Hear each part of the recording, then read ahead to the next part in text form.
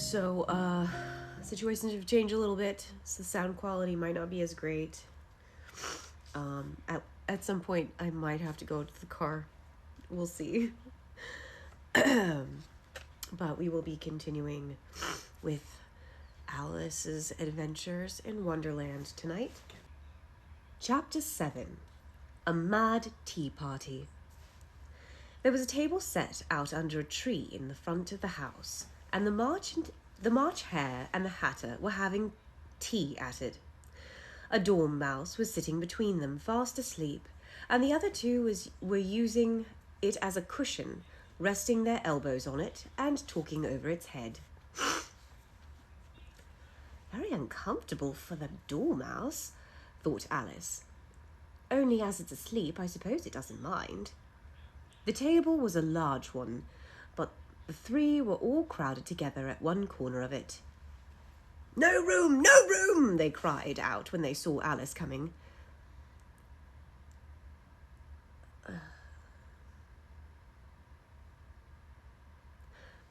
There are quotations in the wrong spot. That is interesting. Okay, sorry. Interesting how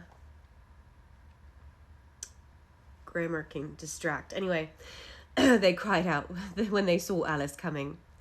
"There's plenty of room," said Alice indignantly, and she sat down in a large armchair at one end of the table. "Have some wine," said March Hare, in an encouraging tone. Alice looked all around the table, but there was nothing on it but tea. "I don't see any wine," she remarked. "Oh, there isn't any," said the March Hare. "Then it wasn't very civil of you to offer it," said Alice angrily. "It wasn't very civil of you to sit down without being invited," said the March Hare. "I didn't know it was your table," said Alice. "It's laid for a great many more than 3. "Oh, your hair wants cutting," said the Hatter. He had been looking at Alice for some time with great curiosity, but this was his first speech. "You should learn not to make personal remarks," Alice said with some severity. "It's very rude." The Hatter opened his eyes very wide on hearing this, but all he said was, "Why is a raven like a writing desk?" Come, we shall have some fun now," thought Alice. "I'm glad they've begun to ask riddles. I believe I can guess that," she added aloud. Do you mean that you think you can find out the answer to it?" said the March Hare. "Exactly so," said Alice. "Then you should say what you mean," said the March Hare. "I do," Alice hastily replied. At least I mean what I say. That's the same thing, you know." "Oh, it's not the same thing a bit," said the Hatter. "Why, you might just well say that I see what I eat, but the same thing you see, is the same. You might say that I can't read today. I'm so sorry." "Why, you might as well say I see what I eat is the same thing as I eat what I see." "You might just well say that," added the March Hare, "that I like what I get is the same thing as I get what I like." "You might just say as well," added the Dormouse, which seemed to be talking in its sleep, "that I breathe when I sleep is the same thing as I sleep when I breathe." "It is the same thing with you," said the Hatter, and here the conversation dropped, and the party sat silent for a minute, while Alice thought it over, all she could remember about ravens and writing desks, which wasn't much. The Hatter was the first to break the silence. "What day of the month is it?" he said, turning to Alice. He had taken his watch out of his pocket and was holding it uneasily, shaking it every now and then and holding it to his ear. Alice considered a little and then said, "The 4th. "2 days wrong." "Oh, that's a sigh. 2 days wrong," sighed the Hatter. I told you bread and butter wouldn't suit the works, he added, looking angrily at the March Hare. It was the best butter, the March Hare meekly replied. Yes, well, some crumbs might have got in as well, the Hatter grumbled. You should have put it in with a bread knife.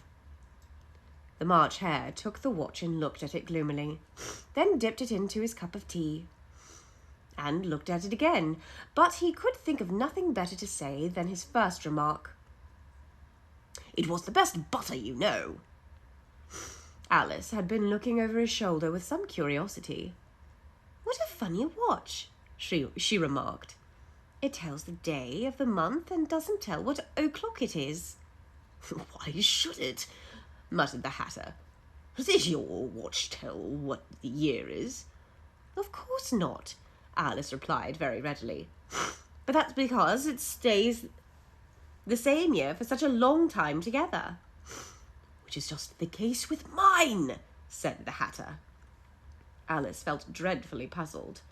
The Hatter's remark seemed to her to have no sort of meaning in it, and yet it was certainly English. I don't quite understand you, she said, as politely as she could. The Dormouse is asleep again, said the Hatter, and he poured a little hot tea upon its nose. The Dormouse shook his head impatiently and said, without opening its eyes, Of course, just what I was going to remark myself. Have you guessed the riddle yet? The Hatter said, turning to Alice again. No, I give up, Alice replied. What's the answer? I haven't the slightest idea, said the Hatter. Nor have I, said the March Hare. Alice sighed wearily. I think you might do something better with the time, she said, than wasting it in asking riddles that have no answers. Wear reading glasses. Oh, man, I want reading glasses. Who said that? Fuel caution. I need to get little reading spectacles. That would look pretty good, actually. That would be pretty cool, right? Yeah. Okay.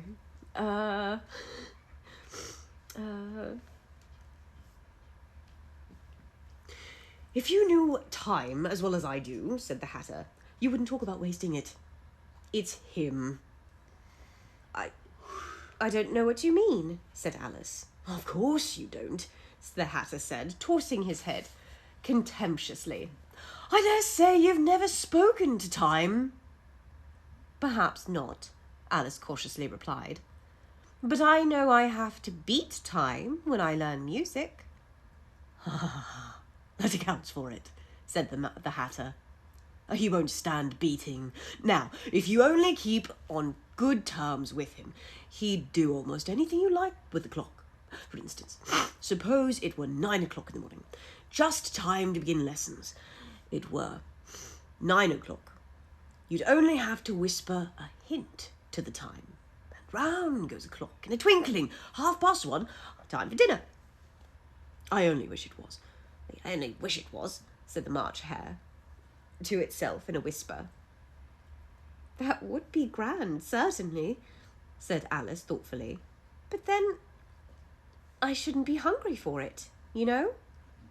Not at first, perhaps, said the Hatter. But you could keep it to 1:30, as long as you liked. Is that the way you managed? Alice asked. The Hatter shook his head mournfully. Not I, he replied. We quarrelled last March, just before he went mad, you know, pointing with his teaspoon at the March Hare. It was at a great concern given by the Queen of Hearts. Oh, that was a guy. That's him. That's the Hatter that's saying that, sorry. It was a great point of concern given by the Queen of Hearts, and I had to sing, Twinkle, twinkle, little bat, how I wonder what you're at. You know the song, perhaps? I've heard something like it, said Alice. It goes on, you know, the Hatter continued, in this way. Up above the world you fly like a tea tray in the sky. Twinkle, twinkle. Here the dormouse shook itself and began singing in its sleep. Twinkle, twinkle, twinkle, twinkle. And went on so long that they had to pinch it to make it stop. Well, I'd hardly finished the first verse, said the Hatter, when the Queen bawled out, He's murdering the time, off with his head! How dreadfully savage! Exclaimed Alice. And ever since that, Hatter went on in a mournful tone, he won't do a thing I ask. It's always 6 o'clock now. A bright idea came to Alice's head. Is that the reason so many tea things are put out here? He asked. Yes, that's it, said the Hatter with a sigh. It is always tea time. We've no time to wash the things between whiles. Then you keep moving round, I suppose, said Alice. Exactly so, said the Hatter, as the things get used up. But what happens when you come to the beginning again? Alice ventured to ask. Suppose we change the subject, the March Hare interrupted, yawning. I'm getting tired of this. I vote the young lady tells us a story. I'm afraid I don't know one, said Alice, rather alarmed at the proposal. Well, then the Dormouse shall, they both cried. Wake up, Dormouse! They pinched it on both sides at once. The Dormouse slowly opened its eyes. I wasn't asleep, it said in a hoarse, feeble voice. I heard every word you fellows were saying. Tell us a story, said the March Hare. Yes, please do, pleaded Alice. And be quick about it, added the Hatter, or you'll be asleep again before it's done. Once upon a time there were 3 little sisters, the Dormouse began in a hurry. Their names were Elsie, Lacie and Tilly. They lived at the bottom of a well. What did they live on? Said Alice, who always took great interest in questions of eating and drinking. They lived on treacle, said the Dormouse after thinking a minute or two. Alice gently remarked, they'd have been ill. So they were, said the Dormouse. Very ill. Alice tried a little to fancy herself at what an extraordinary way of living that would be like, but it puzzled her too much, so she went on. But why did they live at the bottom of a well? Take some more tea, said the March Hare to Alice, very earnestly. I've had nothing yet, Alice replied in an offended tone, so I can't take more. You mean you can't take less? Said the Hatter. It's very easy to take more than nothing. Nobody asked your opinion, said Alice. Who's making personal remarks now? Said the said the Hatter triumphantly.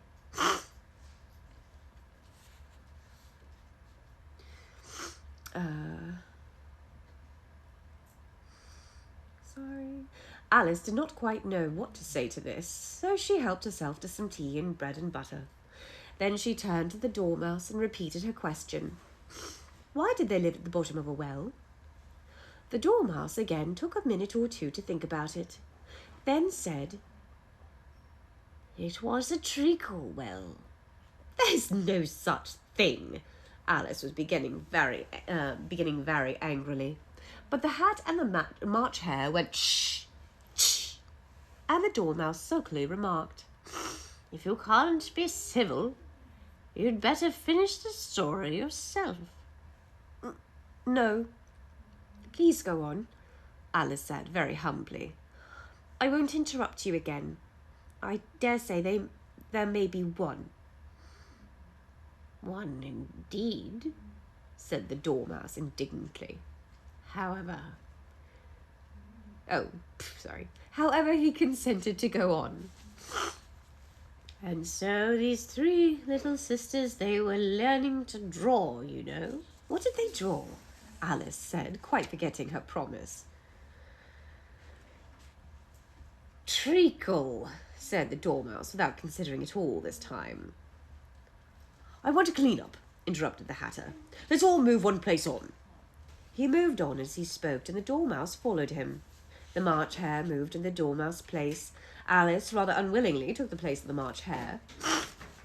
The Hatter was the only one that got the advantage from the change, and Alice was a good deal worse off than before, as the March Hare had just upset the milk jug into his plate. Alice did not wish to offend the Dormouse again, so she began very cautiously. But I don't understand. Where did they draw the treacle from? You can draw water out of a water well, said the Hatter. So I should think you could draw a treacle out of a treacle well. They're stupid. But they were in the well, said Alice to the Dormouse, not choosing to notice his last remark. Of course they were, said the Dormouse. Well in. This answer so confused poor Alice that she let the Dormouse go on for some time without interrupting it. They were learning to draw, the Dormouse went on, yawning and rubbing its eyes. It was getting very sleepy. And they drew all manner of things. Everything that begins with an M. With an M? Said Alice.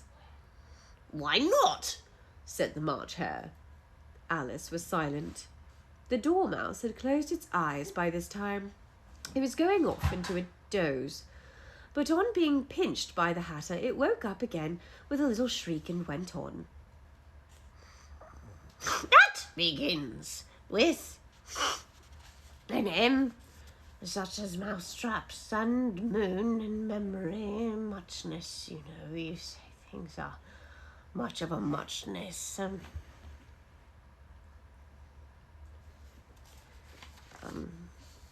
Did you ever see such a thing as a drawing of a muchness? Really, now you ask me, said Alice, very much confused. I don't think... Then you shouldn't talk, said the Hatter. This piece of rudeness was more than Alice could bear. She got up in great disgust and walked off. The Dormouse fell almost instantly, and neither of the others took the least notice of her going, although she looked back once or twice, half hoping they would call after her. The last time she saw them, they were trying to put the Dormouse into a teapot. At any rate, I'll never go there again, said Alice, as she picked her way through the wood. It's the stupidest tea party I ever was in my whole life. Just as she said this, she noticed that one of the trees had a door leading right into it. That's very curious, she thought. But everything's curious today. I think I may well go in it at once. And she went in. Once more she found herself in a long hall and close to the little glass table. Now I'll manage better this time, she said to herself, and began taking the little gold key and unlocking the door that led into the garden. Then she set to work nibbling at the mushroom. She had kept a piece of it in her pocket, till she was about a foot high. Then she walked down the little passage, and then she found herself, at last, in the beautiful garden, among the bright flower beds and cool fountains.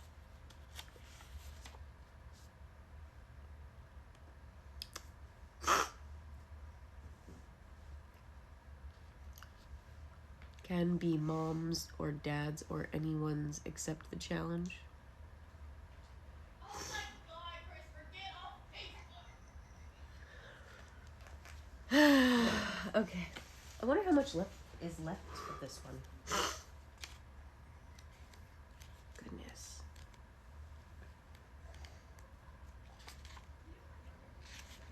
Yeah, we can finish this tonight. It's not that long.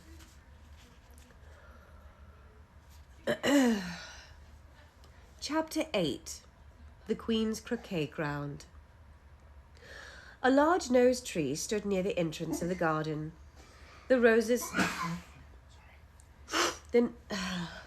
growing in on it were white, but there were 3 gardeners at it, busily painting them red. Alice thought this was a very curious thing, but she went nearer to watching them, and just as she came up to them, she heard one of them say, "Look out now, 5! Don't go splashing paint over them like that." "I couldn't help it," said 5 in a sulky tone. "Someone jogged my elbow." On which 7 looked up and said, "That's right, 5. Always lay the blame on others." "Better not talk," said 5. "I heard the Queen say only yesterday you deserved to be beheaded." "For what?" said the one who had spoken first. "That's none of your business, that's none of your business too," said 7. My goodness, there are so many numbers, I'm not going to remember any of the voices. I'm a bad voice actor. Yes, it is his business," said 5. "And I'll tell him. It was for bringing the cooked tulip roots instead of onions." 7 flung his head into the bush, and had just begun, "Well, of all the unjust things," when his eyes chanced to fall upon Alice, and he stood up watching them. And he checked himself suddenly. The others looked round also, and all of them bowed low. "Oh, would you tell me, please," said Alice, a little timidly, "why you're painting those roses?" 5 and 7 said nothing, but looked at 2. 2 began in a low voice. "Why, fact is, well, you see, miss, this here ought to have been a red rose tree, and we put white ones in by mistake. And if the Queen was to find out, we should all have our heads cut off, you know. So you see, miss, we're doing our best before she comes to..." At this moment, 5, who had been anxiously looking across the garden, called out, "The Queen! The Queen!" And all 3 gardeners instantly threw themselves flat upon their faces. There was a sound of many footsteps, and Alice looked around, eager to see the Queen. First came 10 soldiers carrying clubs. These were all shaped like 3 gardeners, oblong and flat, with their hands and feet at the corners. The next 10 couriers, these were ornamented all over with diamonds, had walked 2 and 2, as soldiers did. After these came the royal children. There were 10 of them. The little dears were all jumping merrily, hand in hand. In couples, they were all ornamented in hearts. Next came the guests, mostly kings and queens, and among them Alice recognized the White Rabbit. He was talking in a hurried, nervous manner, smiling at everything that was said, and went without noticing her.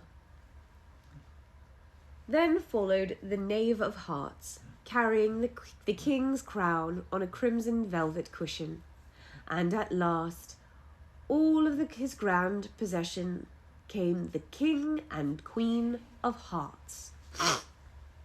Alice was rather doubtful whether she ought to lie down on her face like the 3 in the garden, but she could not remember ever having heard such a rule at the processions.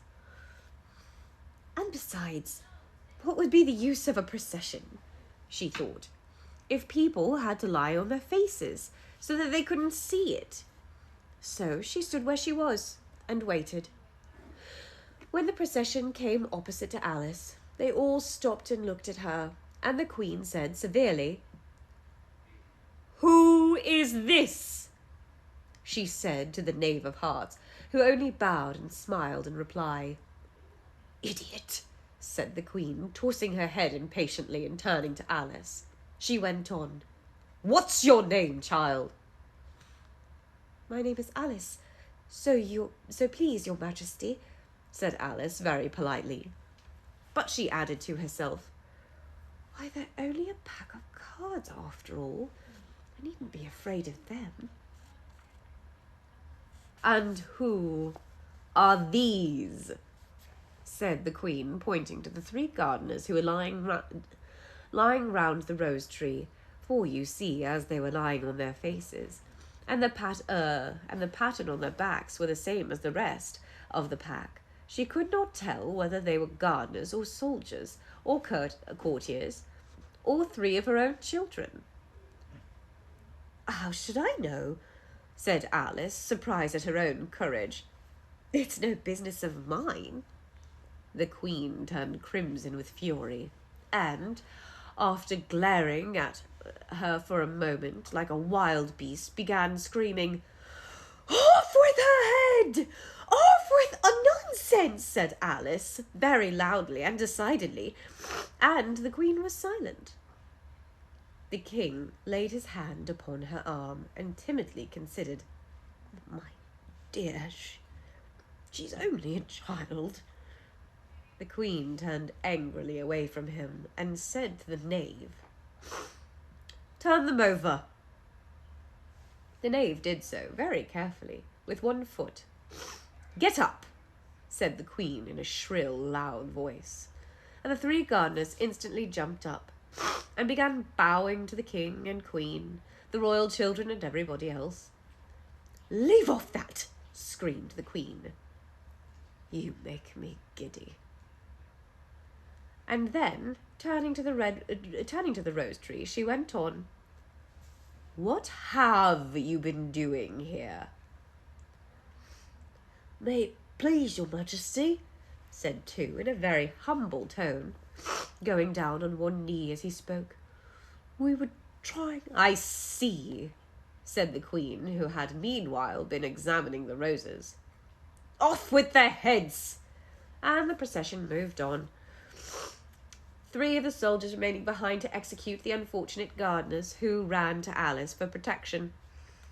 "You shan't be beheaded," said Alice, and she put them into the large flower pot that stood near. The 3 soldiers wandered about for a minute or 2 looking for them, and then quietly marched off after the others. "Are their heads off?" shouted the Queen. "Their heads are gone, if it pleases your Majesty," the soldiers shouted in reply. "That's right," shouted the Queen. "Can you play croquet?" The soldiers were silent and looked at Alice, as the question was evidently meant for her. "Yes," shouted Alice. "Come on, then," roared the Queen, and Alice joined the procession, wondering very much what would happen next.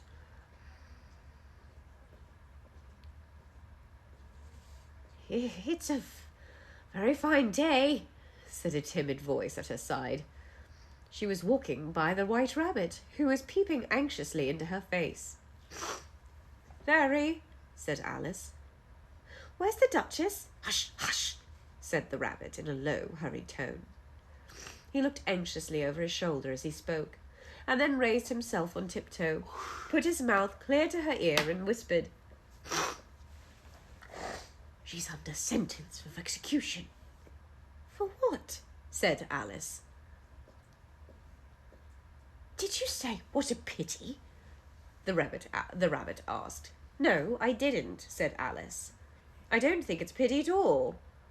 I said, 'what for?'"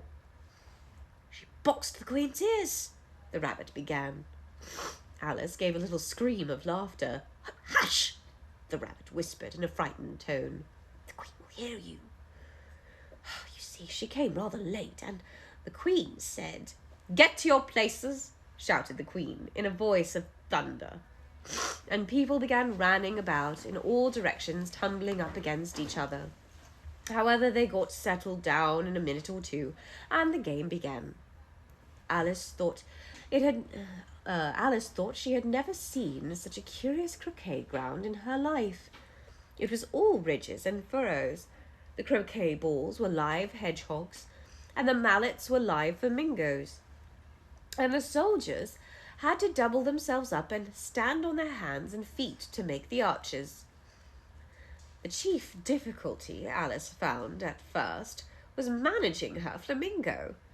She succeeded in getting its body tucked away comfortably enough under her arm with its leg hanging down, but generally, just as she had got its neck nice and straightened out and was going to give the hedgehog a blow to its head, it would twist itself round and look up into her face.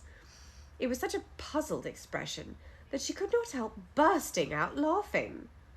And when she had got its head down and was going to begin again, it was very provoking to find that the hedgehog had unfurled itself and was in the act of crawling away. Besides all this, there was generally a ridge or a furrow in the way wherever she wanted to send the hedgehog to. And as the doubled-up soldiers were always getting up and walking off into different parts of the ground, Alice soon came to the conclusion that it was a very difficult game indeed. Give me 1 second. Ugh. Yes, the illusion is broken. I'm not wearing my skirt.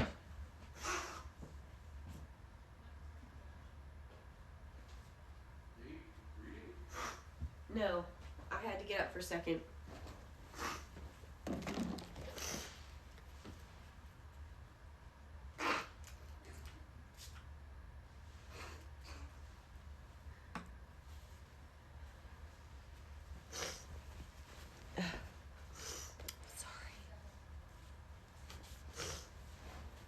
It's so flattering, I know. I had to go blow my nose. I'm sure it sounded great. The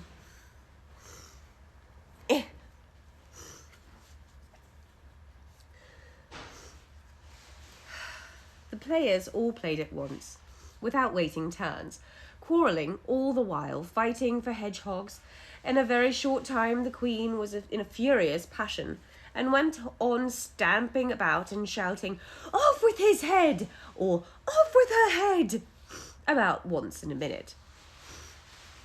Alice began to feel very uneasy. To be sure, she had not yet had any dispute with the Queen, but she knew that it might happen any minute. And then, thought she, what would become of me? They're dreadfully fond of beheading people here. A great wonder is that there's anyone left alive. She was looking about for some way of escape and wondering whether she could get away without being seen, when she noticed a curious appearance in the air. It puzzled her very much at first, but after watching a minute or two, she made it out to be a grin. She said to herself, "It's the Cheshire Cat. Now I shall have someone to talk to." "How are you getting on?" said the cat, as soon as there was mouth enough for it to speak with. Alice waited until its eyes appeared, then nibbled. Then nodded. Excuse me. It's no use speaking to it, she thought, till it has ears to come, or at least one of them. In another minute the whole head appeared, and then Alice put down her flamingo and began an account of the game, feeling very glad that she had someone to listen to her. The cat seemed to think that there was enough of it now in sight, and no more of it appeared. I don't think they play at all fairly," Alice began, in a rather complaining tone. "And they all quarrel so dreadfully, one can't hear oneself speak. And they don't seem to have any rules in particular. At least, if there are, no one attends to them. And you've no idea how confusing it is for all these things to be alive. For instance, there's an arch I've got to go through next, walking about at the other end of the ground, and I shall have to croquet the Queen's hedgehog just now, only it ran away and only it ran away when it saw mine coming. How do you like the Queen? Said the cat in a low voice.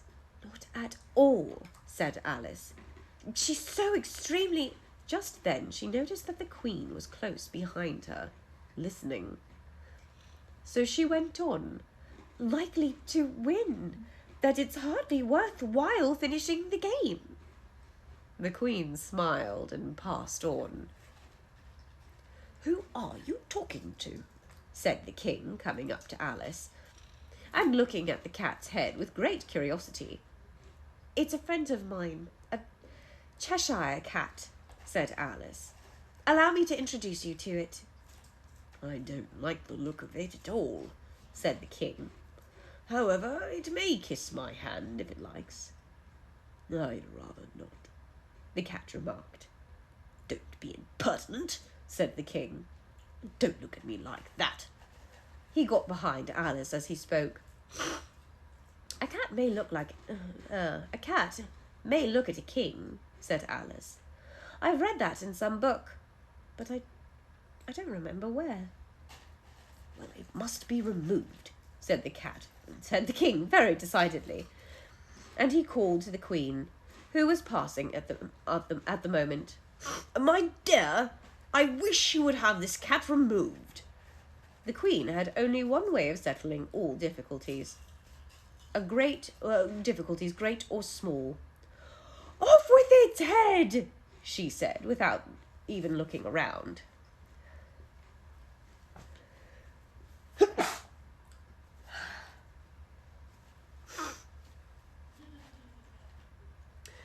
I hate allergies so much.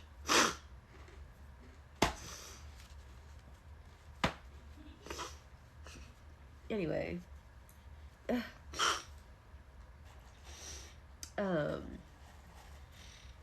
fetch the executioner myself, said the King eagerly, and he hurried off. Alice thought she might as well go back and see the game was going on, as she heard the Queen's voice in the distance screaming with passion. She had already heard her sentence of 3 players to be executed for having missed their turns, and she did not like the look of things at all, as the game was in such a confusion that she never knew whether it was her turn or not. So she went off in search of her hedgehog. The hedgehog was engaged in a fight with another hedgehog, which seemed to Alice an excellent opportunity for croqueting one of them with the other. The only difficulty was that her flamingo was gone across the other side of the garden, where Alice could see it trying in a helpless sort of way to fly up into a tree. By the time she had caught the flamingo and brought it back, the fight was over, and both the hedgehogs were out of sight. But it doesn't much matter, thought Alice, as all the archers are gone from this side of the ground. So she tucked it away under her arm. It might not escape again, and went back to have a little more conversation with her friend.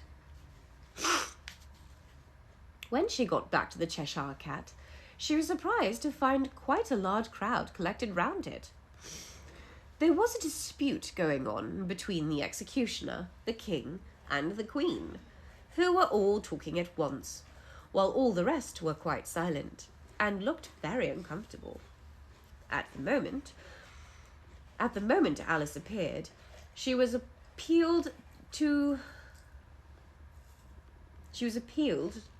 by all 3 to settle the question.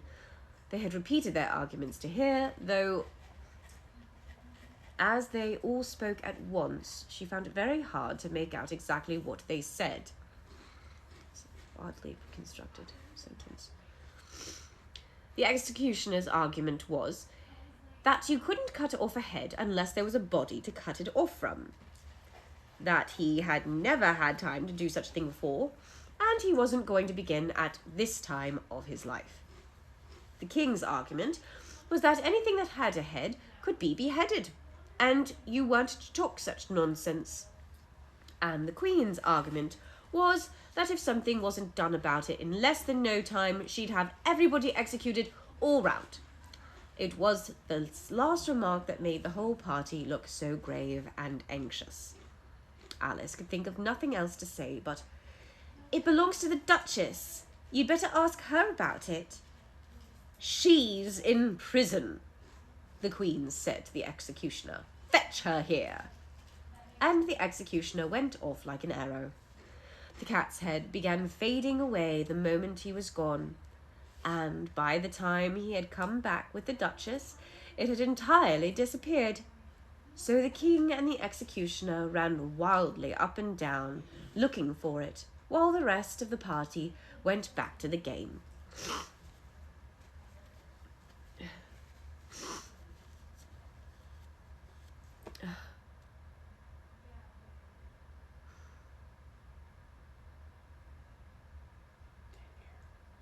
Huh? Oh, sorry. I started reading comments. Dead air. I know. Dead air. Dead air. Okay. Sorry, I got distracted.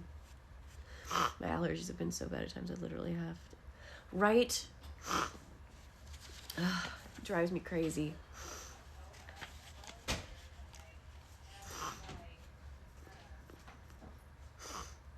Seriously, no, you do not fucking.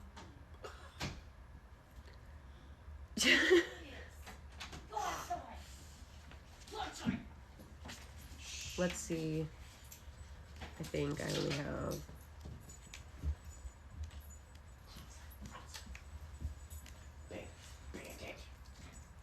Seriously, go outside. 4 more chapters. Okay. Chapter 9. That's a 9, yeah. Chapter 9.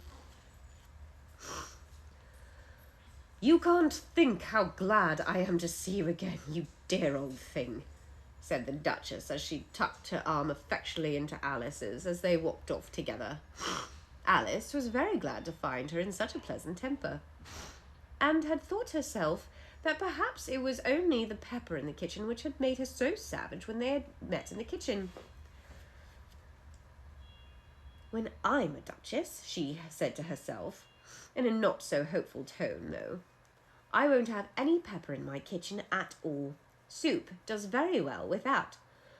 Maybe it's always pepper that makes people so hot-tempered," she went on, very much pleased at having found a new kind of rule. "And vinegar makes them very sour, and chamomile makes them bitter, and barley sugar, and such things that make children sweet-tempered. Only I wish people knew that, then they wouldn't be so stingy about it." You know, she had quite forgotten the Duchess by this time, and was a little startled when hearing her voice close to her ear.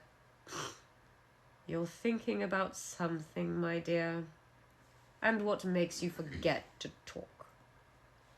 I can't tell you now the morals of that, but I shall remember it in a bit." "Perhaps it hasn't one," Alice ventured to remark. "Tut, tut, child," said the Duchess. "Everything's got a moral, if you only can find it." And she squeezed herself up close to Alice's side as she spoke. Oh, that wasn't, I don't think that was Bandit. That was, unless you saw Bandit or heard Bandit. But I'm going to stop reading that. I'm sorry. I'm supposed to be reading this.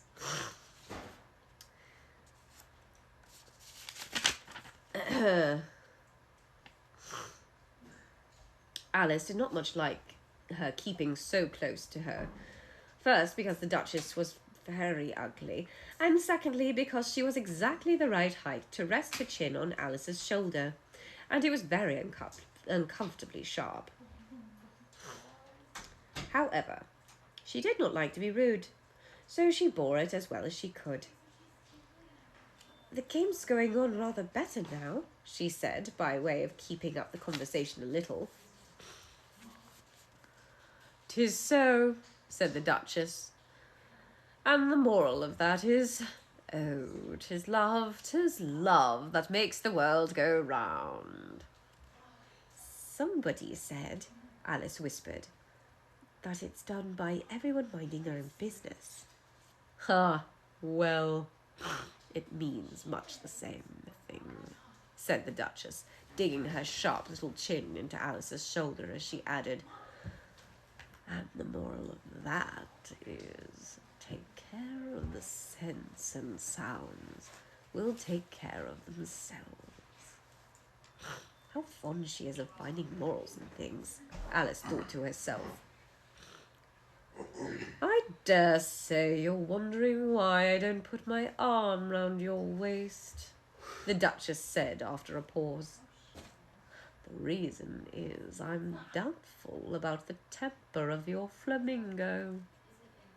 Shall I try the experiment?" "He might bite," said Alice cautiously, not feeling at all anxious to have an experiment tried. "Very true," said the Duchess. "Flamingos and mustard both bite. And the moral of that is, birds of a feather flock together." "Only mustard isn't a bird," Alice remarked. "Right as usual," said the Duchess. "What a clear way you have of putting things."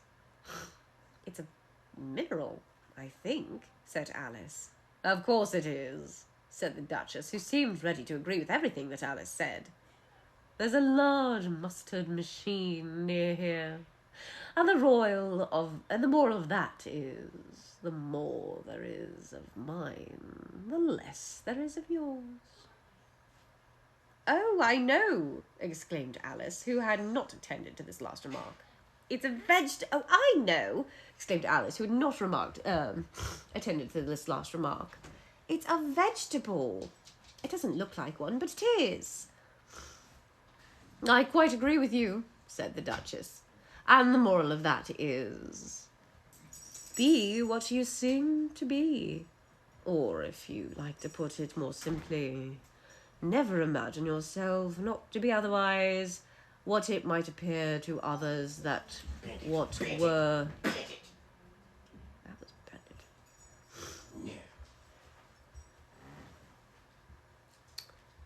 Oh goodness, I gotta start that whole damn thing over again.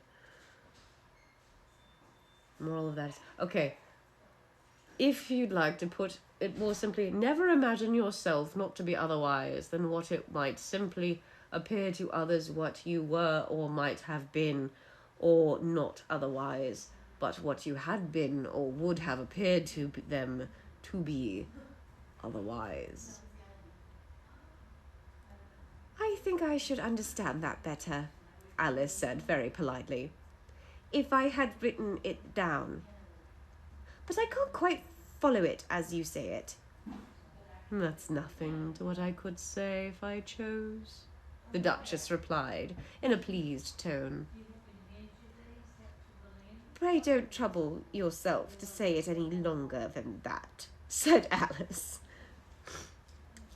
"Oh, don't talk about trouble," said the Duchess. "I make a present of everything I said as yet." "A cheap sort of present," thought Alice.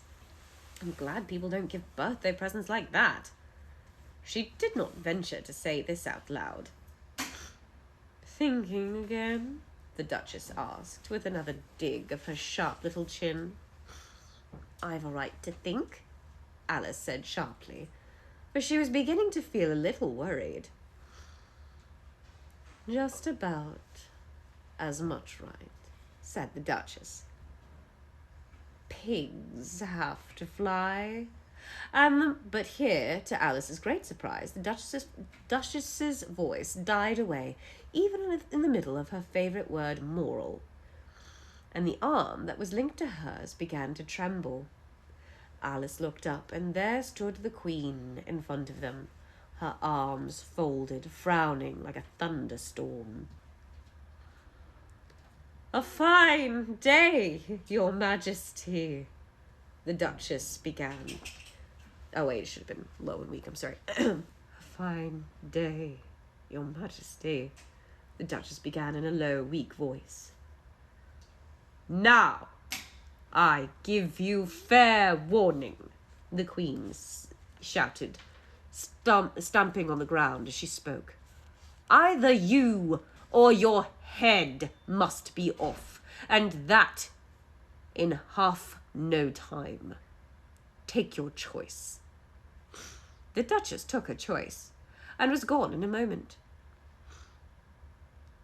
"Let's go to the game," said the Queen to Alice, and Alice was much too frightened to say a word, but slowly followed her back to the croquet ground. The other guests had taken advantage of the Queen's absence and were resting in the shade. However, the moment they saw her, they hurried back to the game, the Queen merely remarking that a moment's delay would cost them their lives. All the time they were playing, the Queen never left off quarrelling with the other players and shouting, "Off with their head, off with their head." Those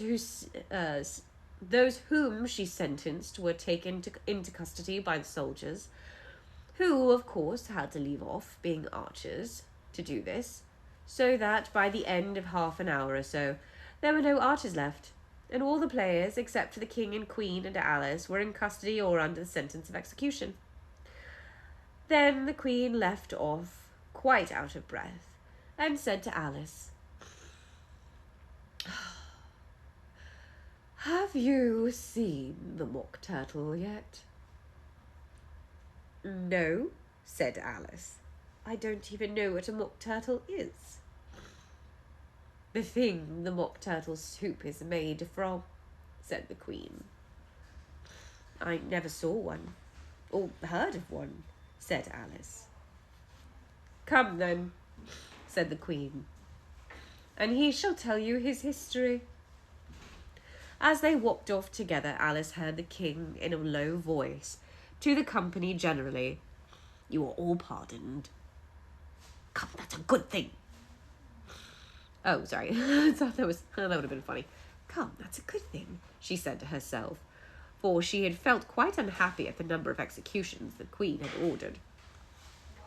They very soon came upon a griffin lying fast asleep in the sun. If you don't know what a griffin is, look at the picture. There's literally, in the parentheses, it literally says, if you don't know what a griffin is, look at the picture. Literally in the book.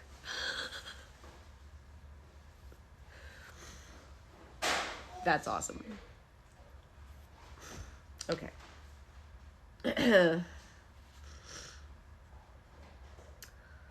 "Up, lazy thing," said the Queen, "and take this young lady to see the Mock Turtle and hear his history. I must get back and see after some executions I've ordered." And she walked off, leaving Alice alone with the griffin. Alice did not quite like the look of the creature, but on the whole she thought it would be quite safe with it to go after the savage Queen, so she waited. The griffin sat up, rubbed its eyes, then watched the Queen till she was out of sight. Then it chuckled. "That was fun," said the griffin, half to itself, half to Alice. "What was fun? What was fun?" asked Alice.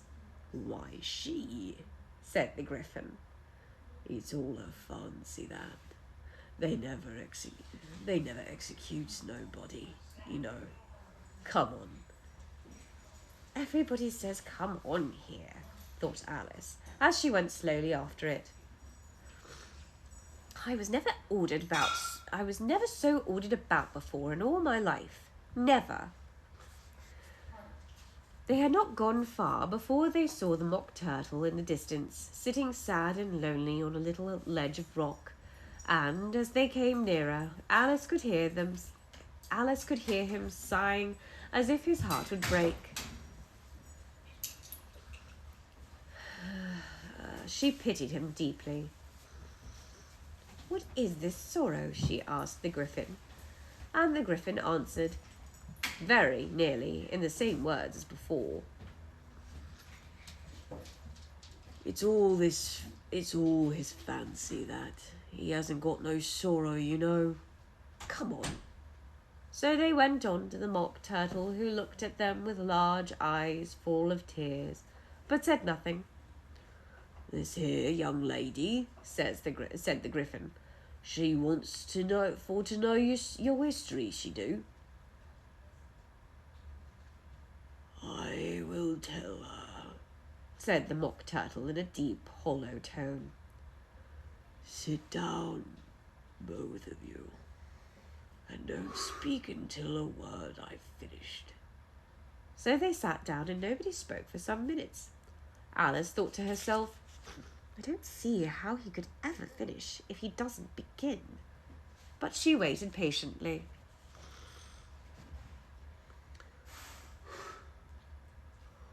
"Once," said the Mock Turtle at last, with a deep sigh, "I was a real turtle." These words were followed by a very long silence, broken only by an occasional exclamation of from the Griffin, and the constant heavy sobbing of the Mock Turtle. Alice was very nearly getting up to say, "Thank you, sir, for your interesting story," but she could not help thinking that she must be that. What the heck happened? Why did this happen?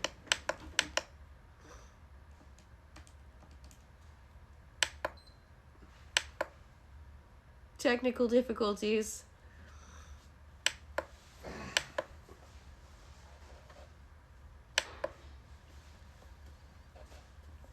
There we go. Sorry. Where was he?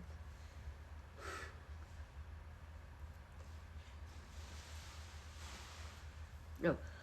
Alice was very nearly getting up to say, "Thank you, sir, for your interesting story," but she could not help thinking that there must be more to come, so she sat still and said nothing. "When we were little," the Mock Turtle went on at last, more calmly, though still sobbing a little now and then, "we went to the school in the sea. The master was an old turtle. We used to call him Tortoise." "Why did you call him Tortoise if he wasn't one?" asked Alice. "We call him Tortoise because he taught us," said the Mock Turtle angrily. "Really, you are very dull." You ought to be ashamed of yourself for asking such a simple question," asked the Griffin. And then they both sat silently. What, the book? What are you doing? What are you doing here? Yeah, basically. What are you doing? What are you doing here? Anyway, I love Jermaine Clement.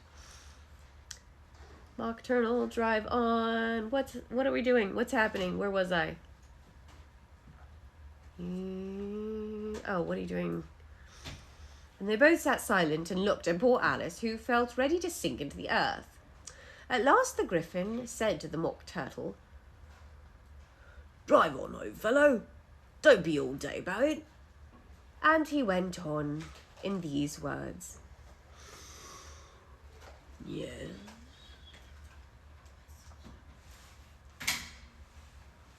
We went to school in the sea, though you mayn't believe it." "I never said I didn't," interrupted Alice. "You did," said the Mock Turtle. "Hold your tongue," added the Griffin, before Alice could speak up again. The Mock Turtle went on. "We had the best of educations, in fact. We went to school every day. I've been to a day school too, said Alice. You needn't be so proud as all that. With extras? Asked the Mock Turtle a little anxiously. Yes, said Alice. We learned French and music. And washing? Said the Mock Turtle. Certainly not, said Alice indignantly. Then yours wasn't a really good school, said the Mock Turtle in a tone of great relief. Now, at ours they had, at the end of the bill, French music and washing extra. You couldn't have wanted it much, said Alice. Living at the bottom of the sea. I couldn't afford to learn it, said the Mock Turtle with a sigh. I only took the regular course. What was that? Inquired Alice. Reeling and writhing, of course, to begin with, the Mock Turtle replied. And then the different branches of arithmetic, ambition, distraction, uglification, and derision. I've never heard of uglification, Alice ventured to say. What is it? The Griffin lifted up both its paws in surprise. Never heard of uglifying? It exclaimed. You know what to beautify is, I suppose. Oh, yes, said Alice doubtfully. It means to make anything prettier. Well, then, the Griffin went on. If you don't know what to uglify is, you are a simpleton. Alice did not feel encouraged to ask any more questions about it, so she turned to the Mock Turtle and said, What else had you to learn? Well, there was mystery, the Mock Turtle replied, counting off the subjects on his flappers. Mystery, ancient and modern, with geography, then drawing. The drawing master was an old conger eel that used to come out once a week. He taught us drawing and sketching, and painting and coils. What was that like? Alice asked. Well, I can show it to you myself, the Mock Turtle said. Can't show it to you myself, I'm sorry. I'm too stiff. He's stiff. And Griffin never learnt it. And the time, said the Griffin. I went to the classical master, I did. He was an old crab, he was. I never went to him, the Mock Turtle said with a sigh. He taught laughing and grief, I used to say. So he did, So he did, said the Griffin. I'm getting so tired. It's been a long day, guys. The Griffin said the Griffin. I'm turning into the dormouse myself. I play Dorm. Twinkle, twinkle, little bat. Where was I? So he did, said the Griffin, sighing in his turn. And both creatures hid their faces in their paws. And how many hours a day did you do lessons? Oh, excuse me. Asked Alice, in a hurry to change the subject. 10 hours the first day, said the Mock Turtle. 9 the next, and so on. What a curious plan, exclaimed Alice. That's the reason they're called lessons. Whoops, wrong character again. So tired. Well, that's the reason they're called lessons, The Griffin remarked. because they're lesson from day to day. Fucking love the logic in this book. They're lesson from day to day. This was quite a new idea to Alice, and she thought it over a little before she made the next remark. Then the 11th day must have been a holiday. Shut up, leave me alone, I can't help it. 11th day must have been a holiday, Of course it was. said the Mock Turtle. And how did you manage on the 12th? Alice went on eagerly. That's enough about lessons. The Griffin interrupted in a very decided tone. Tell her about the games now. Could you make me some coffee, baby? Yeah. Thank you.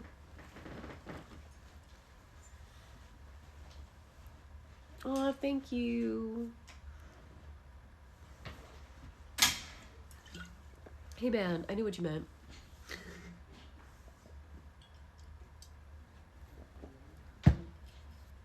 It's good seeing you.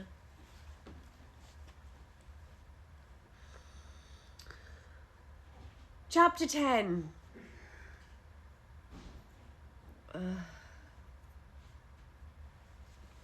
Chapter 10. The Mock Turtles. Oh, whoops. See, I'm so tired. Yeah, I'm tired. That's the problem.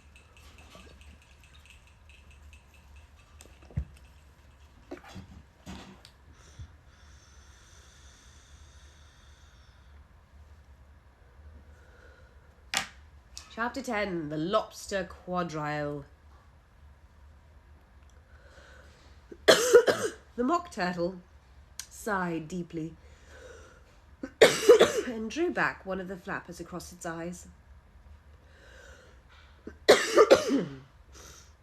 He looked at Alice and tried to speak, but for a minute or two, sobs choke his voice. Same as if he had a bone in his throat, said the Griffin. And it set off work, shaking him and punching him in the back. At last the Mock Turtle recovered his voice and, with tears running down his cheeks, went on again. You may not have lived much under the sea. I haven't, said Alice. And perhaps you were never introduced to a lobster. Alice began to say, I once tasted, but checked herself hastily and said, no, never. So you can have no idea what a delightful thing a lobster quadrille is. No, indeed, said Alice. What sort of dance is it? Why, said the Griffin. you first form a line along the seashore. 2 lines, cried the Mock Turtle.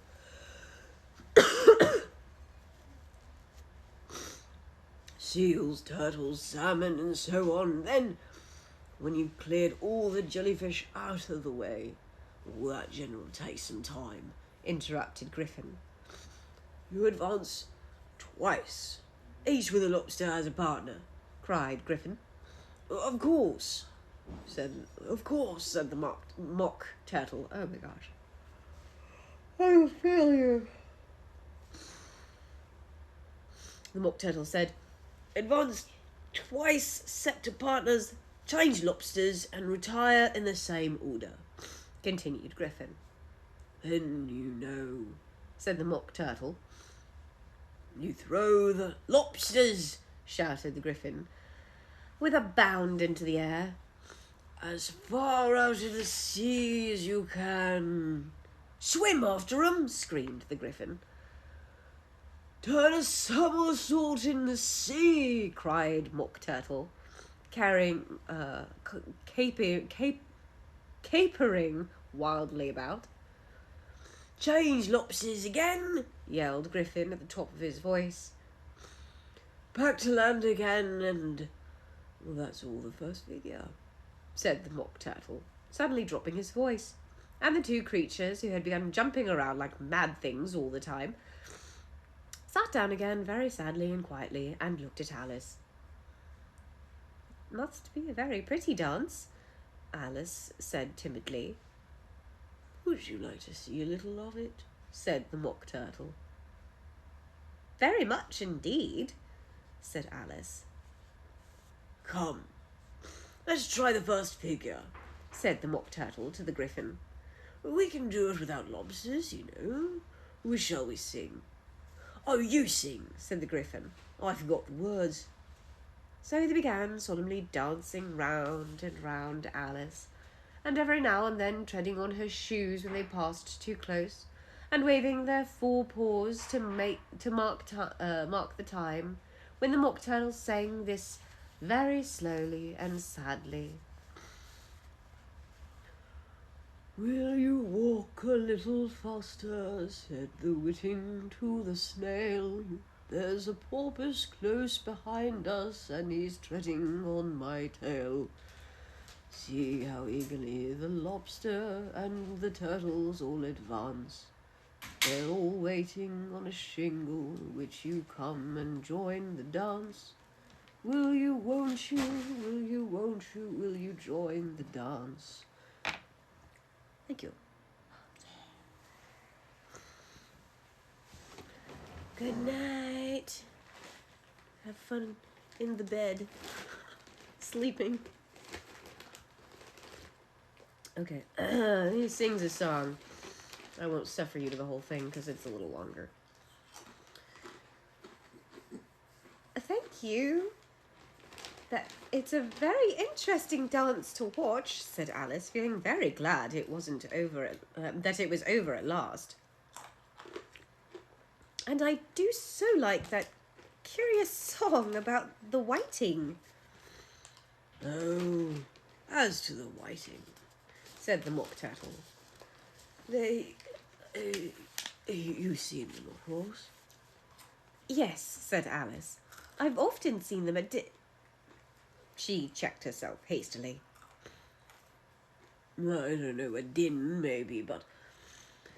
said the Mock Turtle. If you've seen them so often, of course you know what they are like. I believe so, Alice replied thoughtfully. They have their tails and their mouths, and they're all over crumbs. You're wrong about the crumbs, said the Mock Turtle. Crumbs would wash off in the sea, but they have their tails and their mouths, and the reason is... Here the Mock Turtle yawned and shut his eyes. Tell her about the reasons and all that, he said to the Griffin. The reason is, said the Griffin, that they would go with the lobster to the dance. So, so they got thrown... Excuse me. So they got thrown out of the sea, so they had to fall a long way, so they got their tails fast in their mouths, so they couldn't get them out again. That's all. Thank you, said Alice. It's very interesting. I never knew so much about a whiting before. I can tell you more than that, if you like, said the Griffin. Do you know why it's called the whiting? I never thought about it, said Alice. Shut up.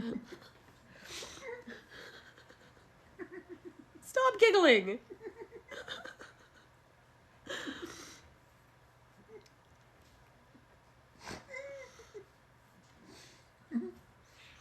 They can hear you chewing, by the way. It says, I love the chewing ASMR in the background, Freighter, LOL. Oh man, oops. You can pick up everything. Like, I've given up on the sound for this one anyway. I got a long way to go. So it might as well just be fun until we get a studio.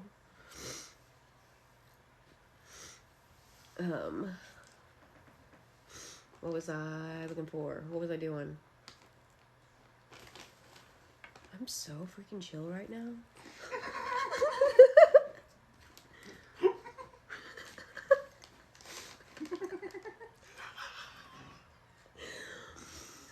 This is a classy show, y'all. My head hurts. I'm taking this out.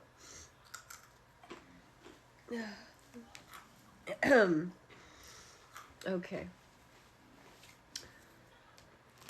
What are we doing? Where are we going?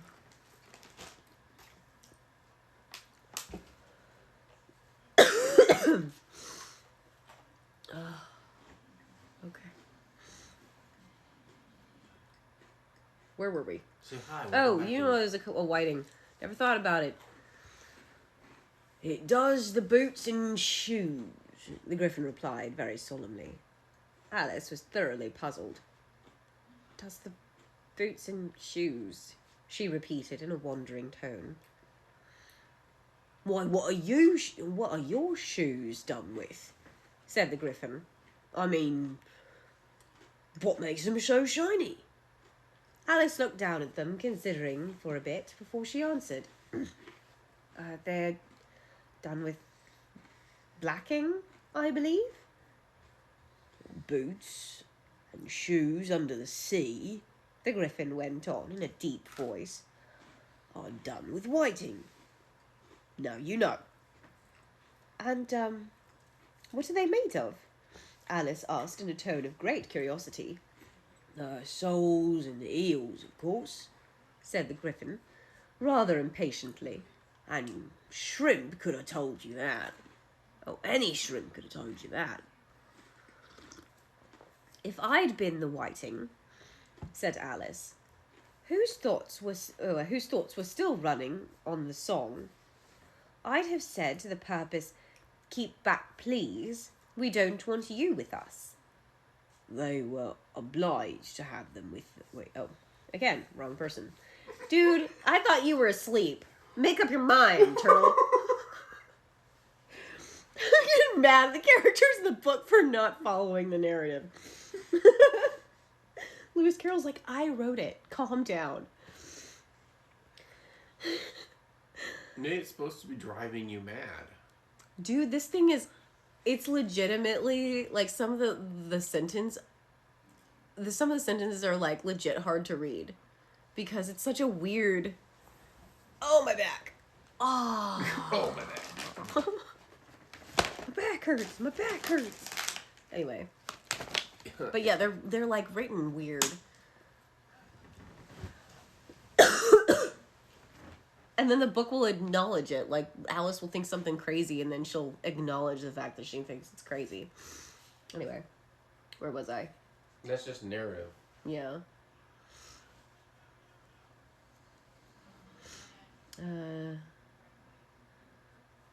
No, they were obliged to have him with them, the Mock Turtle said. No wise fish would go anywhere without a porpoise. Wouldn't it? Really? Said Alice in a tone of great surprise. Of course not, said the Mock Turtle. Why, if a fish came to me and told me it was going on a journey, I would say, with what porpoise?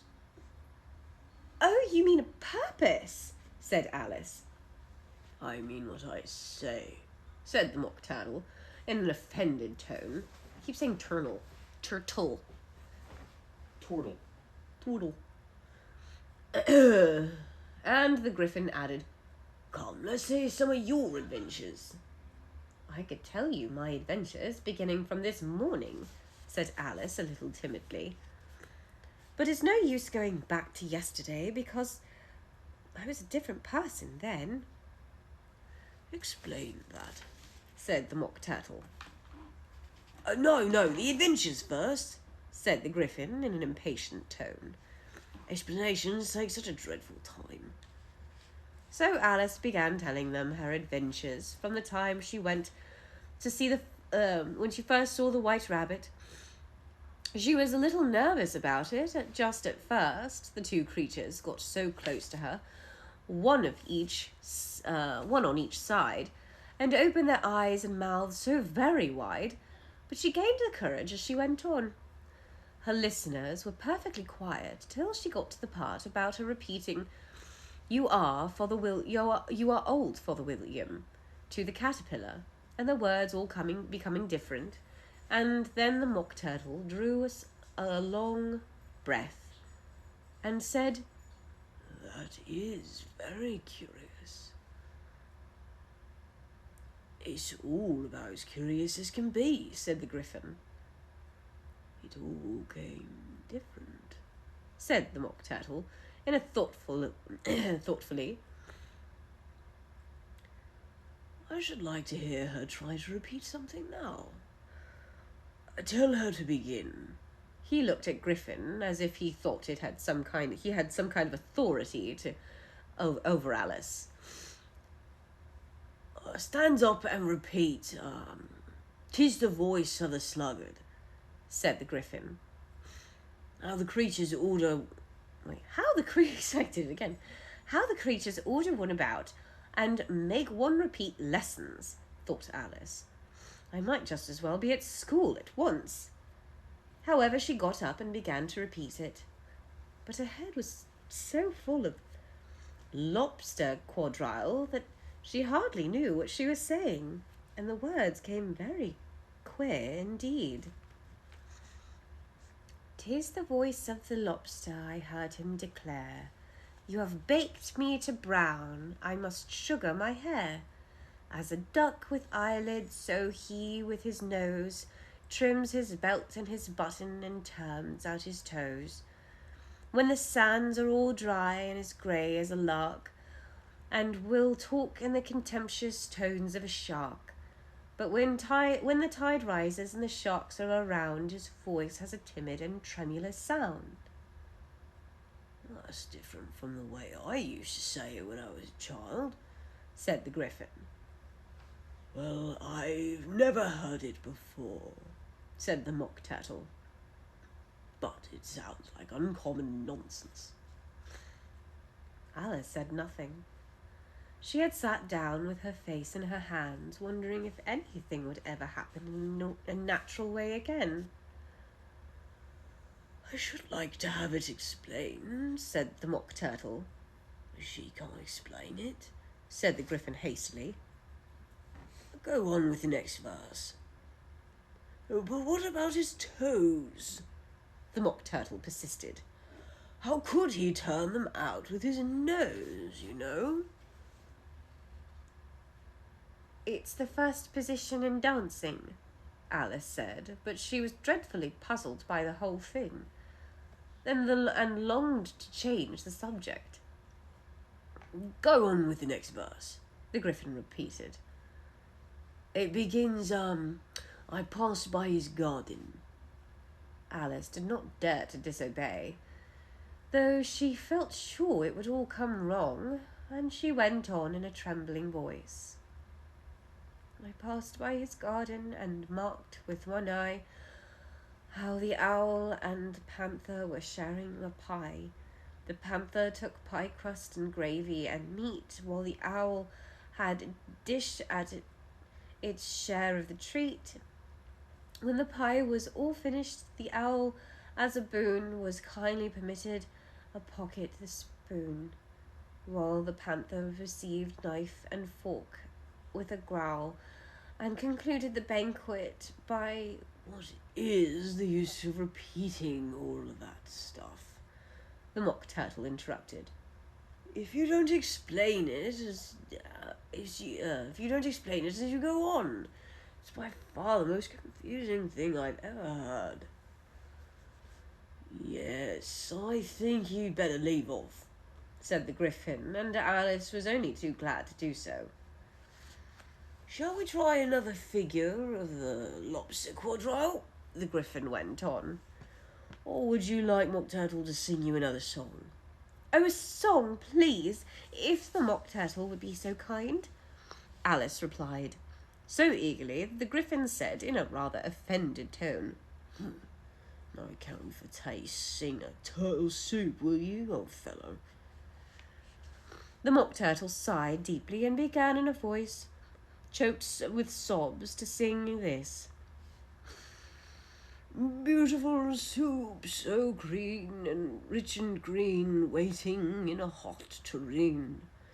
So, for who such dainties would not stoop? Soup of the evening, beautiful soup. Soup of the evening, beautiful soup.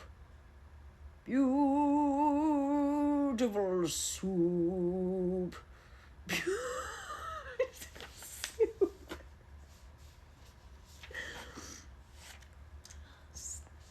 Beautiful soup. It just says beautiful soup a lot. Who cares for fish, game, or any other dish? Who would not give all else for 2 pennyworth only for beautiful soup? Beautiful soup. Beautiful soup.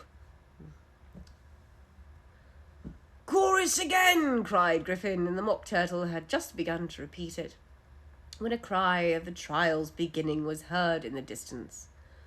Oh, come on, cried Griffin, and taking Alice by the hand hurried off, without waiting for the end of the song. What trial is it? Alice panted as she ran, but the Griffin only answered, Come on! rather than and ran faster, while more and more faintly came, carried on the breeze, and followed them the melancholy words, Soup of the evening, beautiful, beautiful soup.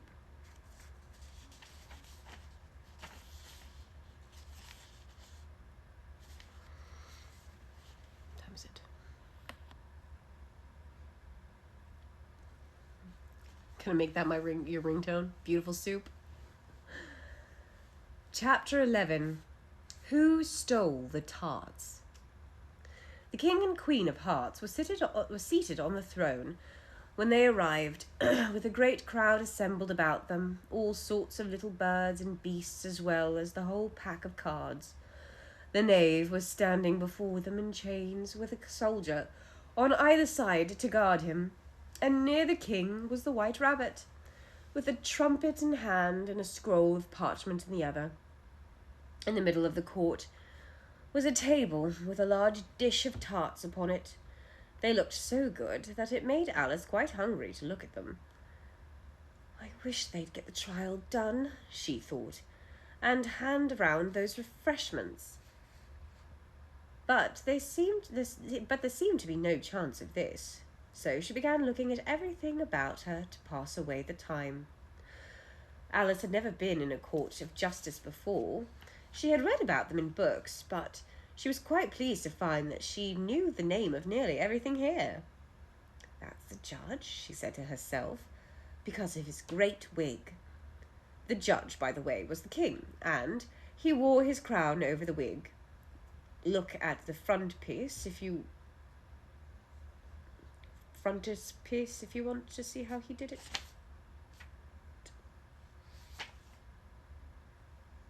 I don't. There's a little part in here that says, it's basically telling me to look at the frontispiece. I don't know if that means the title page, but it's basically telling you to look at the picture if you don't know what that looks like. This is the second time I've seen him do this. It's hilarious. He did not look at all comfortable, but it was certainly not becoming. And that's a jury box, thought Alice, and those 12 creatures, she was obliged to say creatures, you see, because some of them were animals, some were birds. I suppose they're all the jurors. She said this last word 2 or 3 times to herself, being rather proud of it, for she thought, and rightly too, that very few little girls of her age knew the meaning of it all. However, jurymen would have done just as well. The 12 jurors were all writing very busily on slates. What are they doing? Alice whispered to the Griffin. They can't have anything to put down yet, before the trial's begun. Oh, they're putting down the names, the Griffin whispered in reply. for fear that they should forget them before the end of the trial. Stupid things, Alice began in a large, indignant voice, but she stopped herself hastily, for the White Rabbit cried out, "Silence in the court!" And the king put on his spectacles and looked anxiously round to make out who was talking. Alice could see, as well as if she were looking over their shoulders, that all the jurors were writing down stupid things on their slates. And she could even make out that one didn't know how to spell stupid, and that he had to ask his neighbour to tell him. A nice muddle of their slates'll be in before the trial's over, thought Alice. One of the jurors had a pencil that squeaked. This, of course, Alice could not understand, and she went round the court and got behind him, and very soon found the opportunity of taking it away. She did it so quickly that the poor little juror, it was Bill the lizard, could not make out at all what had come of it. So, after hunting all about for it, he was obliged to write with one finger for the rest of the day. This was of very little use, as it left no mark on the slate.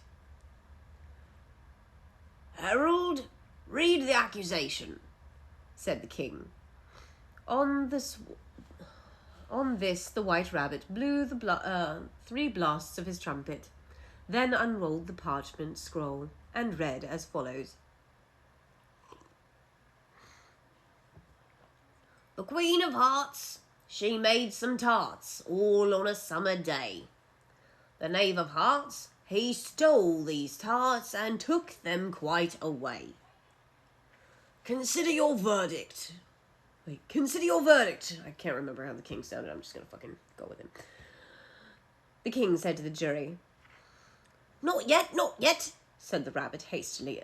The rabbit hastily interrupted. There's a great deal to come before that. "Call the first witnesses," the king said, and the White Rabbit blew 3 blasts of his trumpet and called out, "First witnesses!" The first witness was the Hatter.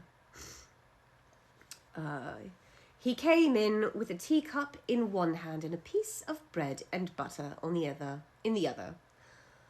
"I beg your pardon, your majesty," he began, "for bringing these in, but I hadn't quite finished my tea when I was sent for." "You ought to have finished," said the king.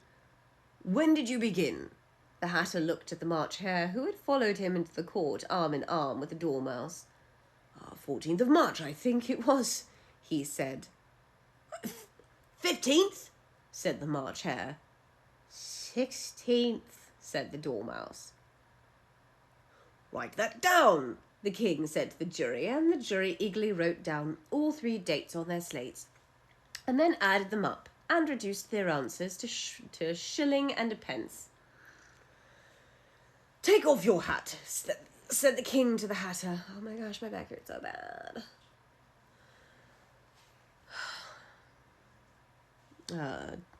"Take off your hat," said the king to the Hatter.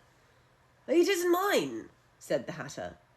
"Stolen?" the king exclaimed, turning to the jury, who instantly made a memorandum of the fact. "I keep them to sell," said the Hatter. The Hatter added as an explanation, "I'm not on my own, I'm a hatter." Here the queen put on her spectacles and began staring hard at the Hatter, who turned pale and fidgeted.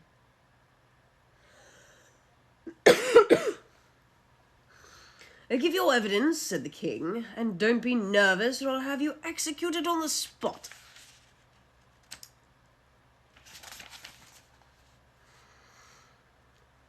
This did not seem to encourage the witness at all. He kept shifting from one foot to the other, looking uneasily at the queen. And in his confusion, he bit a large piece out of his teacup instead of the bread and butter. Just at this moment, Alice felt a very curious sensation, which puzzled her a great deal, until she made out what it was. She was beginning to grow larger again, and she thought at first she would get up and leave the court, but on second thought she decided to remain where she was, as long as there was room for her. "I wish you wouldn't squeeze so," said the Dormouse, who was sitting next to her. "I can hardly breathe." "I can't help it," said Alice very meekly. "I'm growing." "You've no right to grow here," said the Dormouse. "Don't talk nonsense," said Alice more boldly. "You know you're growing too." "Yes, but I grow at a reasonable pace," said the Dormouse. "Not a ridiculous fashion." And he got up very sulkily and crossed over to the other side of the court. All this time the Queen had never left off staring at the Hatter, and just as the Dormouse crossed the court, she said to one of the officers of the court, "Bring me a list of the singers from the last concert," on which the wretched Hatter trembled so that he shook on both of his sides.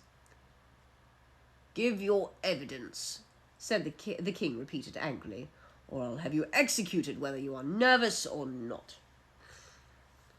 "I'm a poor man, your Majesty," the Hatter began in a trembling voice, "and I hadn't begun my tea not above a week or so, and what with the bread and butter getting so thin, and the twinkling of the tea—" "Twinkling of the what?"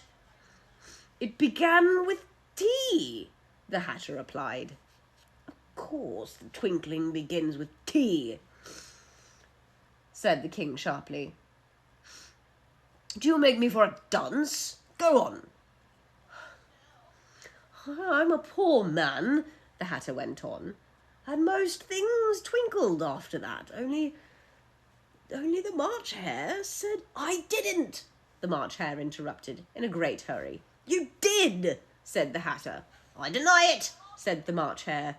"He denies it," said the king. "Leave out that part." "Well, at any rate, the Dormouse said," the Hatter went on, looking anxiously round to see if he would deny it too. But the Dormouse denied nothing, being fast asleep. "After that," continued the Hatter, "I cut some more bread and butter." "But what did the Dormouse say?" said one of the jury asked. Oh my gosh. That I can't remember," said the Hatter. "You must remember," remarked the king, "or I'll have you executed." The miserable Hatter dropped to his teacup and bread and butter and went down on one knee. "I'm a poor man, your Majesty," he began. "You're a very poor speaker," said the king. One of the guinea pigs cheered, and was immediately suppressed by the officers of the court. As that was rather a hard word, I will just explain as that was a very hard word, I will just explain to you what was done. They had a large canvas bag which tied up at the mouth with strings.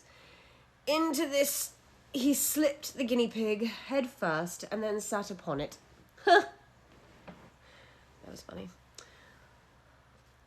"I'm glad I've seen that done," thought Alice. "I've so often read that in newspapers. At the end of trials, there's some sort of attempt at applause which was immediately suppressed by the officer of the court, and I never understood what it meant till now." "If that's all you know about, then you may stand down," the king continued. "Well, I can't go no lower," said the Hatter. "I'm on the floor, as it is." "Then you may sit down," said the king. Here the other guinea pigs cheered, and it was suppressed. "Come, that finishes the guinea pigs," thought Alice. "Now we shall get on better." "I'd rather finish my tea," the Hatter said, with an anxious look at the Queen, who was reading the list of singers. You may go, said the king, and the Hatter hurriedly left the court without even waiting to put his shoes on. He took them off.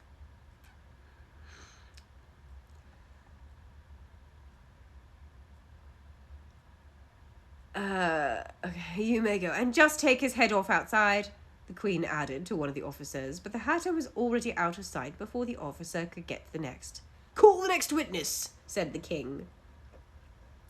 The next witness was the Duchess's cook. She carried the pepper box in her hand, and Alice guessed who it was, even before she got to the court. By the way, people near the door were sneezing all at once. Give your evidence, said the king. Shan't, said the cook. The king looked anxiously at the White Rabbit, who said in a low voice, Your Majesty must cross-examine this witness. Well, if I must, the king said with a melancholy air. And after folding his arms and frowning at the cook till his eyes were nearly out of sight, he said in a deep voice, Oh, what are tarts made of? Pepper, mostly, said the cook. Treacle, said the sleepy voice behind her. Collar that dormouse, said the queen shrieked out. Behead that dormouse! Turn the dormouse out of court! Suppress him! Pinch him! Off with his whiskers! For some minutes the whole court was in confusion getting the dormouse turned out, and by the time they had settled down again, the cook had disappeared. Never mind, said the king, and with an air of great relief, call the next witness. And he added in an undertone to the queen, Really, my dear, you must cross-examine the next witness. It quite makes my forehead ache. Alice watched the White Rabbit as he fumbled over the list, feeling very curious to see what the next witness would be like. For they haven't got much evidence yet, she thought to herself.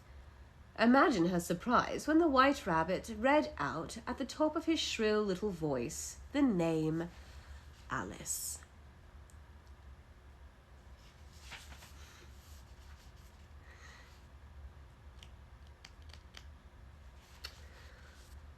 Chapter 12. Alice's Evidence. Here, cried Alice, quite forgetting the flurry of moments. How large she had grown in the last few minutes, and then jumped up in such a hurry that she tripped over the jury box and, with the edge of her skirt, upsetting the jurymen onto the heads of the crowd below, where they lay sprawling about, reminding her very much of a globe of goldfish she had accidentally really upset the week before. Oh, I beg your pardon, she exclaimed in a tone of great dismay as she began picking them up again as quickly as she could. For the accident of the goldfish kept running in her head, and she had a vague sort of idea that they must be collected at once and put into the jury box, or they would die. The trial cannot proceed, said the king in a very grave voice, until the jurymen are back in their proper places. All. He repeated with great emphasis, looking hard at Alice as he said so. Alice looked at the jury box and saw that, in her haste, she had put the little lizard head downwards, and the poor little thing was waving its tail about in a melancholy way, being quite unable to move. She soon got it out again and put it right. Not that it signifies much, she said to herself. I should think it would be quite as much use in a trial one way up as the other. As soon as the jury had little recovered from the shock of being upset, and their slates and pencils had been found and handed back to them, they set to work very diligently to write out a history of the accident, all except the lizard, who seemed to be much too overcome to do anything but sit with its mouth open, gazing up at the roof of the court. All writing lizards just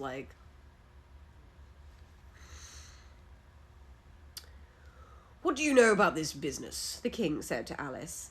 Nothing, said Alice. Nothing whatever? Persisted the king. Nothing whatever, said Alice. That's very important. The king said, turning to the jury. They were just beginning to write this down on their slates when the White Rabbit interrupted. Unimportant, Your Majesty. Your Majesty means, of course, he said in a very respectful tone, but frowning to make faces at him as he spoke. Unimportant, of course, I meant, the king hastily said, but went on himself in an undertone. Important, unimportant. Important, unimportant. As if he were trying which word sounded best. Some of the jury wrote it down important and others unimportant. Alice could see this as she was near enough to look over their slates. But it doesn't matter a bit, she thought to herself. At this moment, the king, who had been for some time busily writing in his notebook, called "Silence!" and read from the book Rule 42, all persons more than a mile high to leave the court. Everybody looked at Alice. I'm not a mile high, said Alice. You are, said the king. Nearly 2 miles high, added the queen. Well, I shan't go at any rate, said Alice. Besides, that's not a regular rule. You invented it just now. It's the oldest rule in the book, said the king. Then it ought to be number 1, said Alice. The king turned pale and shut his notebook hastily. Consider your verdict, he said to the jury in a low, trembling voice. There's more evidence to come yet. Please, Your Majesty. Oh, no, sorry. Wrong person again. There's more evidence to come, Your Majesty, said the White Rabbit, jumping up in a great hurry. This paper has just been picked up. What's in it? Said the Queen. I haven't opened it yet, said the White Rabbit, but it seems to be a letter written by a prisoner to somebody. It must be that, said the King. Unless it was written by nobody, which isn't usual, you know. Who's it directed to? Said one of the jurymen. It isn't directed at all, said the White Rabbit. In fact, there's nothing written on the outside. He unfolded the paper as he spoke and added, It isn't a letter after all, it's a set of verses. And they in the prisoner's handwriting? Asked another juryman. No, they're not, said the White Rabbit. That's the queerest thing about it. The jury all looked puzzled. He must have imitated... Oh, I see.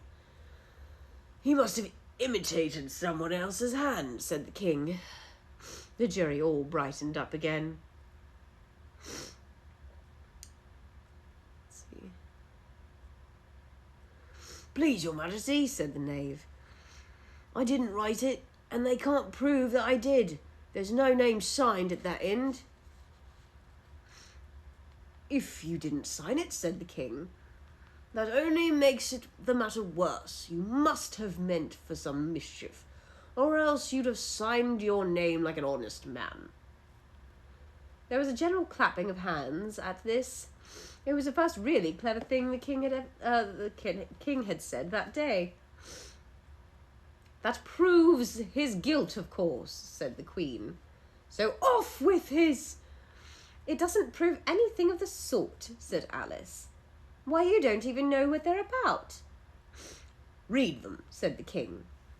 The White Rabbit put on his spectacles. Where shall I begin, please, Your Majesty? He asked. Begin at the beginning, said the King, very gravely, and go on until you come to the end, and then stop. There was a dead silence in the court, whilst the White Rabbit read out these verses. They told me you had been to her, and mentioned me to him. She gave me good character. but said I could not swim. He sent them word I had not gone, we know it to be true. If she should push the matter on, what would become of you?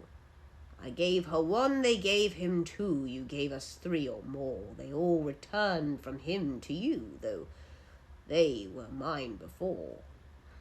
If I or she could chance to be involved in this affair, he trusts to you to set them free exactly as they were. My notion that you had been, before she had the fits, an obstacle that came between him and ourselves and it. Don't let him know she liked them best, for this must ever be a secret kept from all the rest, between yourself and me. That's the most important piece of evidence we've heard yet, said the king, rubbing his hands. So now let the jury, if any one of them can explain it, said Alice. She had grown so large in the last few minutes that she wasn't a bit afraid of interrupting him. I'll give him a 6pence. I don't believe there's an atom of meaning to it. The jury all wrote down on their slates. She doesn't believe there's an atom of meaning, but none of them attempted to explain the paper. If there's no meaning to it, said the king, that saves a world of trouble, you know. We needn't try to find any, and yet I don't know, he went on, spreading out the verse on his knee and looking up at them with one eye. I seem to see some meaning in them, after all. I said I could not swim. You can't swim, can you? He added, turning to the knave. The knave shook his head sadly. Do I look like it?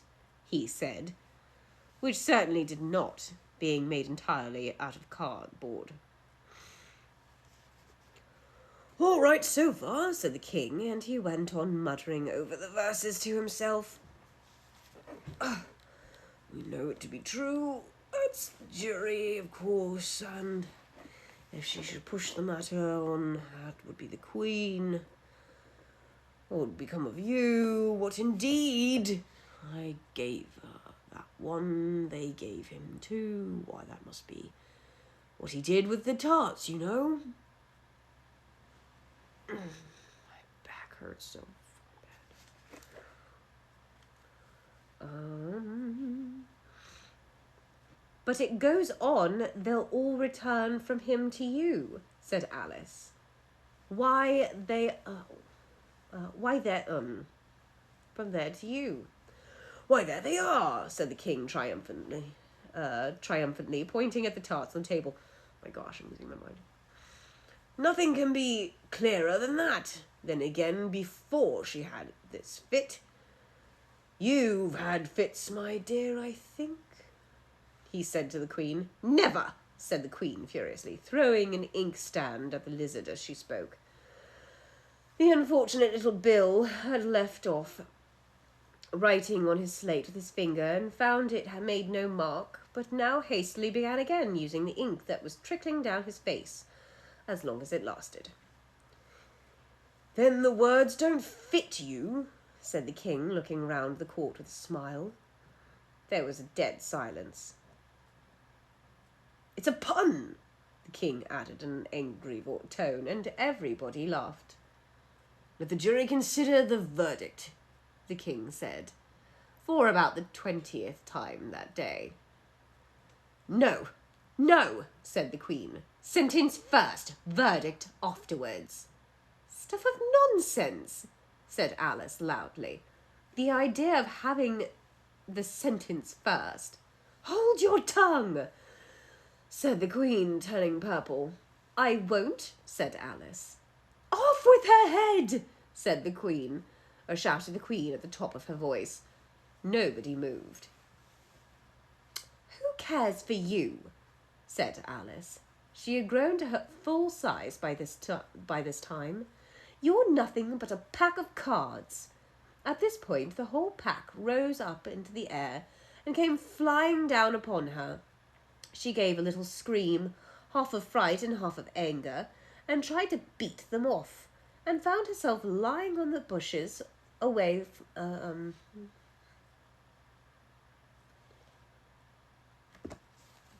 wasn't right. Lying on the bank with her head in the lap of her sister, who was... Okay, sorry. Half of fright and half of anger, and tried to beat them off, and found herself lying on the bank with her head in the lap of her sister, who was gently brushing away some dead leaves that had fluttered down from the trees upon her face. "Wake up, Alice dear," said her sister. "Oh, what a long sleep you've had." "Oh, I've had such a curious dream," said Alice. And she told her sister as well as she could remember them, all these strange adventures of hers that you could have been reading about. And when she had finished, her sister kissed her and said, "It was a curious dream, dear, certainly. But now, run into your tea. It's getting late." So Alice got up and ran off, thinking while she ran, as well as she might, that a wonderful dream it had been. But her sister sat still just as she left her, leaning her head on her hand, watching the setting sun and thinking of little Alice and all her wonderful adventures, till she too began dreaming after a fashion. And this was her dream. First she dreamed about little Alice herself. Once again the tiny hands were clasped upon a knee, the bright and eager eyes were looking up into hers. She could hear the very tones of her voice and see that queer little toss of her hair, keeping back the wandering hair that would always get into her eyes. And still, as she listened, or seemed to listen, the whole place around her became alive with strange creatures of her little sister's dream. The long grass rustled at her feet as the white rabbit hurried by. The frightened mouse splashed its way through the neighbouring pool. She could hear the rattle of teacups as the March Hare and his friends shared their never-ending meal, and the shrill voices of the Queen ordering off their unfortunate guests to execution. Once more the pig baby was sneezing on the Duchess's knee, while plates and dishes crashed about it. Once more the shriek of the griffin, the squeaking of the lizard's slate pencil, and the choking of the suppressed guinea pigs filled the air, mixed up with the distant sobs of the miserable mock turtle. So she sat on with closed eyes, and half believed herself in Wonderland, though she knew she had but to open them again, and all the world to change to dull reality. The grass would be only rustling in the wind, and the poor rippling of the waving of the reeds, the rattling teacups would change to tinkling of sheep bells, and the Queen's shrill cries become the voice of shepherd boys, and the sneeze of the baby, the shrieks of the griffin, all the other queer noises would change, she knew, to confused clamour of busy farmyard, while the lowing of the cattle in the distance would take the place of the mock turtle's heavy sobs.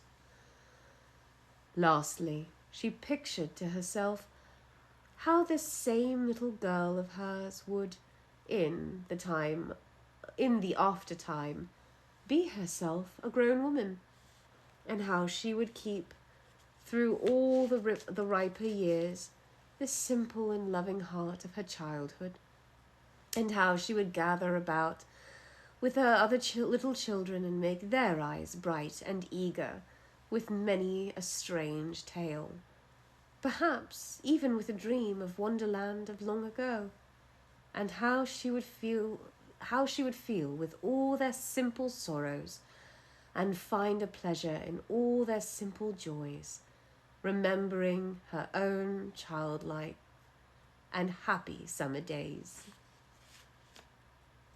The end. Okay, friends. I'm exhausted. I got work in the morning. So I will see you next week. I think next week I will probably be cracking open some Poe. I haven't quite decided yet. But yeah. Make sure to watch our D&D channel because it's way cooler, and be sure to tune into our chaotic cooking on Sundays, and we will see you soon. Have a wonderful night. Love you. If I can figure this whole thing out. Here we go. Okay, now goodbye.